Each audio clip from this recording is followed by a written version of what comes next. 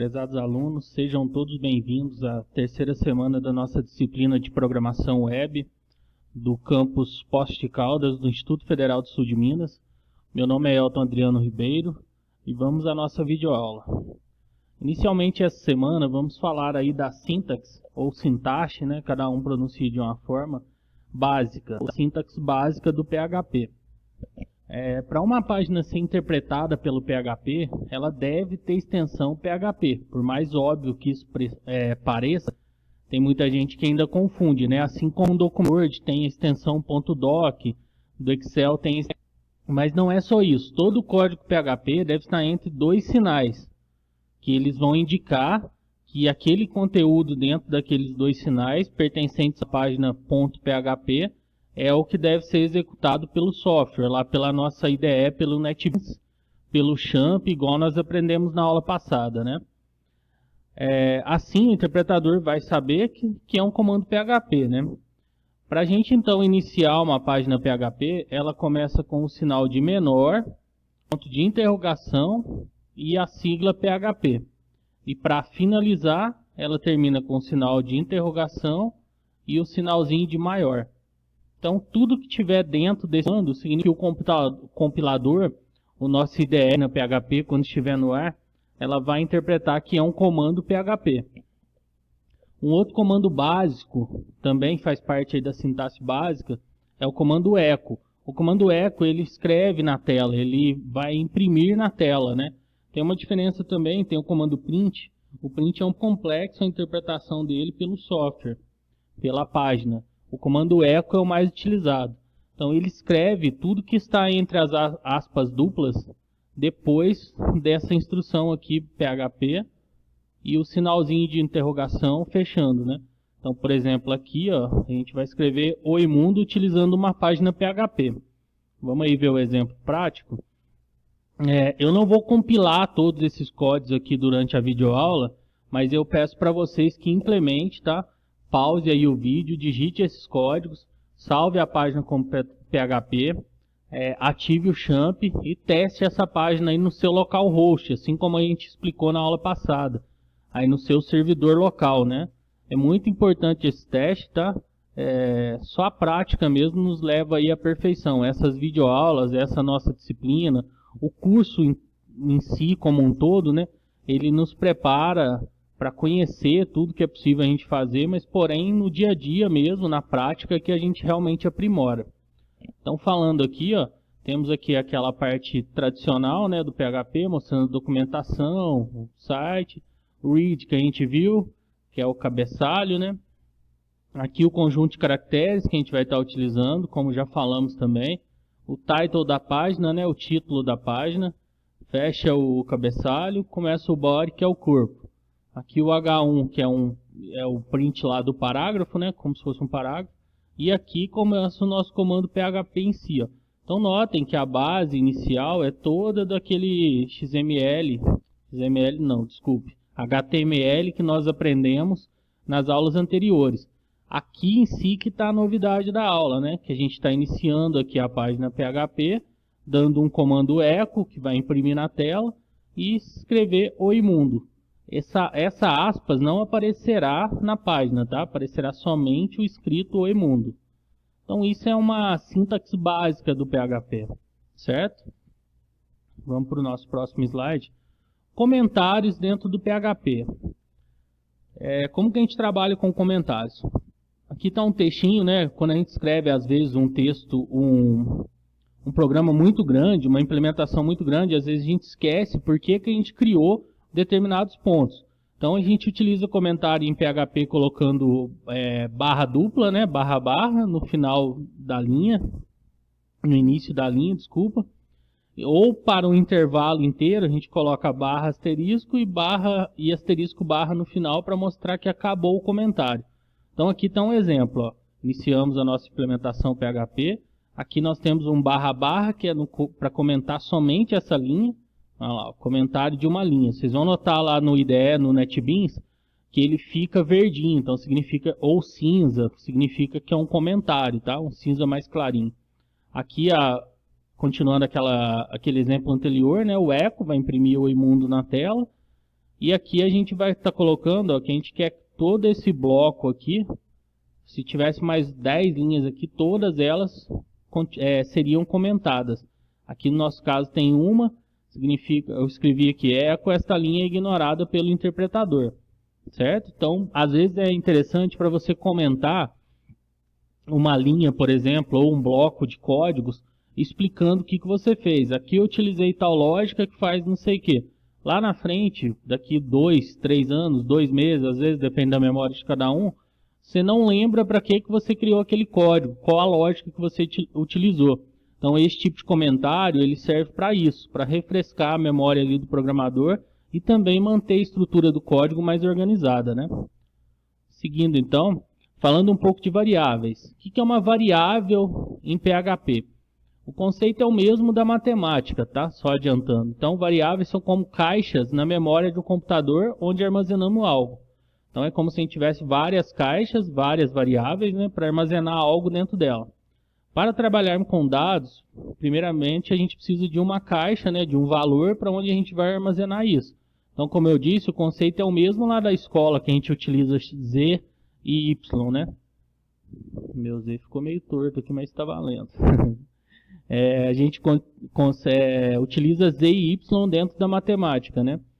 Então aqui está um exemplo, ó, x é igual a 2, então significa que a variável x aqui tem o valor 2, e aqui tem uma expressão, né? Z é igual a x mais y. Então o conceito é o mesmo da variável também em PHP, tá? Qual que é a diferença? A gente pode dar nome para essas variáveis. Então, por exemplo, a variável sexo, a variável cor, a variável modelo, a variável idade. Isso aqui para um formulário, né, cadastro de site, por exemplo.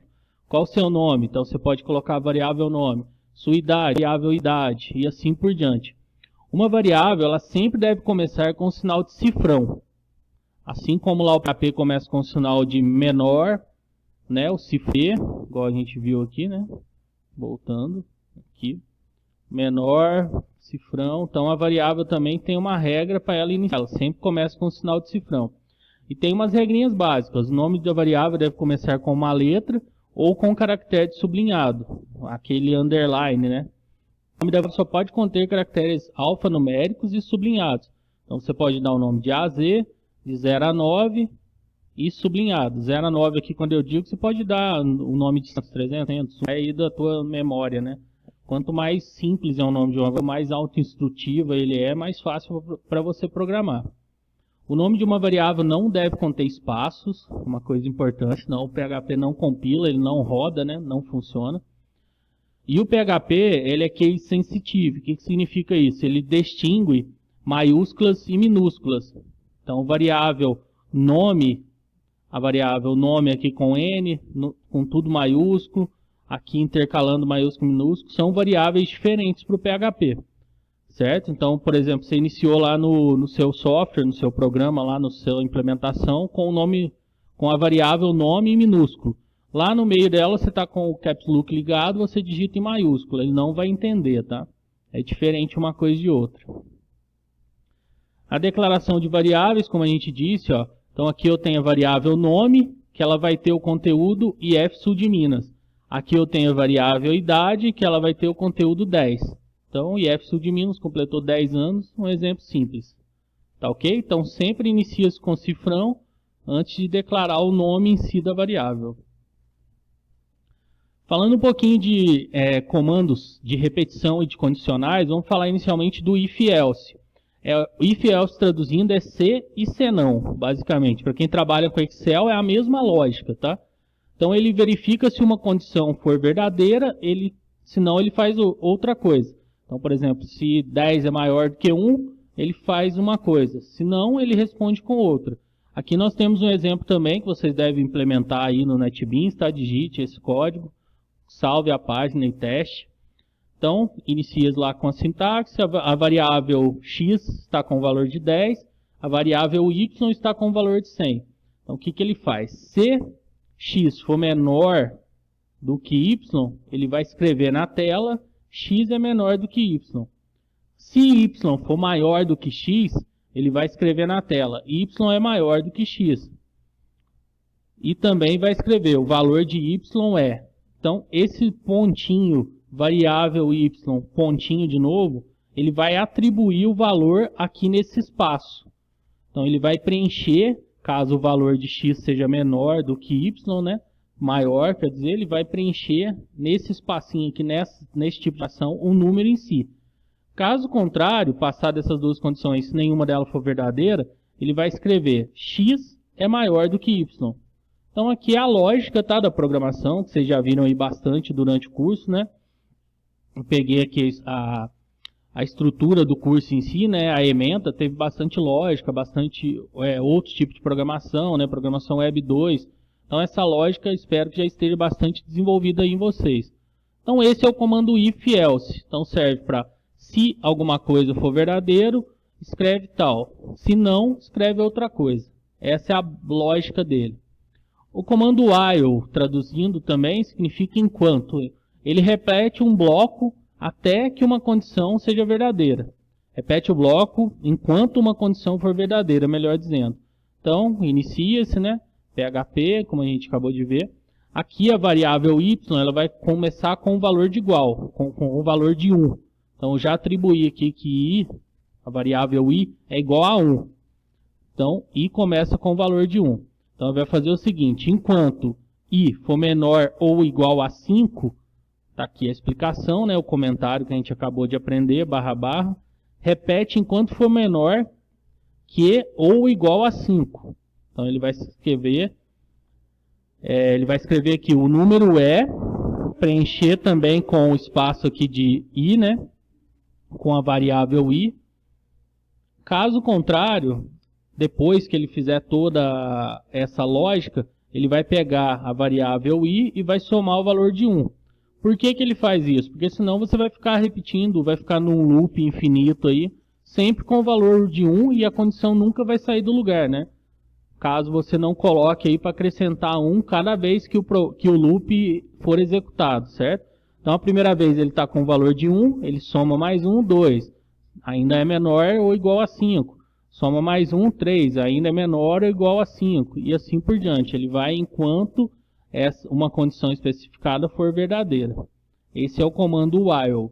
Tem bastante exemplo na internet, tá? Podem escrever mensagem aí direta para mim também. Tem outros exemplos, tem muita coisa aí também na internet que dá para a gente pesquisar. Isso aqui é só uma leve pincelada, né? Nós também teremos aí a prova práticas, que dá para a gente implementar mais na prática aí esse software, mesmo que de forma escrita, né? Mesmo no papel, também desenvolve a lógica. Então é o que eu sempre digo, pesquisem, tá? Quem quer aprofundar realmente, busque mais materiais. A gente tem uma carga horária a ser cumprida, então não pode ser muito extenso também toda essa explicação. Então, para quem que realmente quer, procure, manda uma mensagem, tem outros materiais ou pesquise de forma própria mesmo. Na EAD também essa autonomia é muito válida, né? Então, seguindo, a gente tem o comando do while, que é o mesmo sentido, tá? Só que ele repete um bloco de código por vez. E depois ele repete novamente enquanto a condição especificada for verdadeira. Então a diferença é que ele vai executar o bloco todo. O while em si repete uma linha, e ele vai executar todo o bloco aqui. Também implemente esse código aí no seu computador, tá? Para fazer o teste, mude os valores, fique à vontade. E o comando for, que é um dos mais utilizados também, quando a gente sabe com antecedência o número de repetição. Aqui o exemplo, a variável i já começa com 1. A repetição continuará a funcionar enquanto i for menor ou igual a 5. A variável vai aumentar 1 cada vez. Então é quase a mesma coisa que a gente escreveu da variável while, só que agora utilizando da estrutura de repetição while, só que agora utilizando for. Então lá, PHP for, que é para, né? Traduzindo.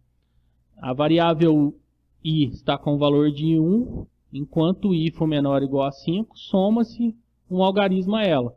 Então é a mesma lógica, i mais 1, 2. E vai ver aqui o resultado final. Tá ok, pessoal? Fiquem em paz, uma semana aí de bons estudos a todos. Pesquisem, aprofundem-se, fiquem com Deus. Um forte abraço.